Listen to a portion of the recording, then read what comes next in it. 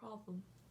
You don't know what clothes to wear because you forgot if you wore that shirt already 2 days ago, or yesterday, or 3 days ago. And so, this is an easy system that'll solve all that.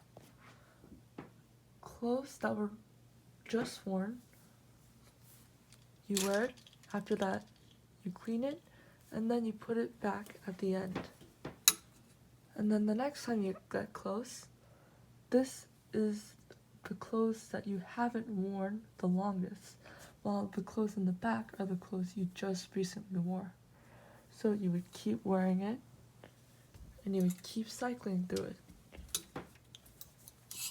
And then sometimes you notice that you like to wear certain shirts more than others. So let's say, oh, okay, I like this shirt. And then the next day you decide to wear this shirt, and then you put it at the back after you're done wearing it and washing it. And you notice that you haven't been wearing this shirt in a while because you don't really like it. Then you would just take it out of the pile. Then you would end up having clothes that you like to wear every day. And it's very simple and efficient.